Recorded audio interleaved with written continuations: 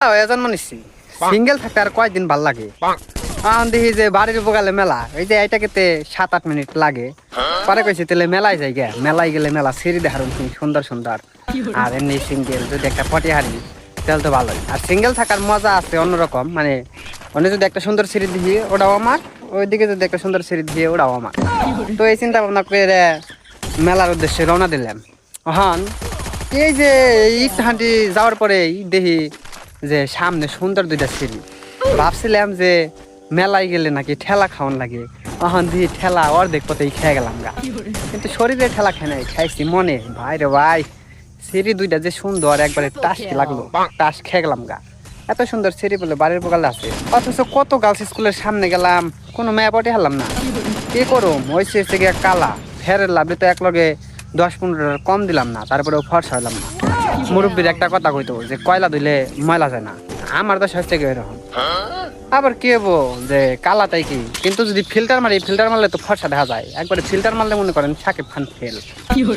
এখন যাই হোক, এনে দুইটা সিঁড়ি দেখলাম, কইছি দে মনের মধ্যে কেমন জানি লাড়া ডাড়া দিল। কইলাম তাহলে এই মেয়েটারে দেখি পটি হারিনি। জীবনে তো বহুত জায়গায় বহুত মেয়ে দেখে বাংলা ছায়াছবির রোমান্টিক গান ধরে পটিবার চেষ্টা করছি, কিন্তু পটে নাই। পরে কইছি যে আজকে হয়তো ট্রাই করে দেখি। আর যে ঠাডা ভরা রোদ পড়ছে, এই গরমে যদি একটা সুন্দর বাংলা ছায়াছবির রোমান্টিক গান শোনাই তাহলে পটলে পটাও পারে। পরে একটা গান ধরলাম, অন্তর দিলাম বিছাইয়া বৈশালহুনা জিরাইয়া, যদি তোমার চাই মনে পরাণ রাইখা পরাণে, নয়ন রাইখা নয়নে। হিরো আলমের কণ্ঠে যে সুন্দর একটা গান গাইলাম, সেরি দেখি খালি হাসে। পরে কইলাম যে এত সুন্দর হাসি দিলেন, আমার তো এই ঠাডা পড়া রোদের মধ্যে পরানটা একবারে জুড়িয়ে গেল গা। মেনছে এত সুন্দর করে হাসে না হয়, কি একটা কাম করলেন, রাত্রে ঘুমাইবো না, হন রাত্রে খালি আপনার হাসির কথাই মনে পড়বো। পরে মেয়ে কয় কি ও মা তাই নাকি, আমি কই ওরে বাবা রে বাবা, কাম সারছে। আপনি এত সুন্দর কণ্ঠ দিলেন তো, এখন তার কোনো গান শুনবার মন চাইবো না, খালি আপনার কণ্ঠই শুনবার মন চাইবো।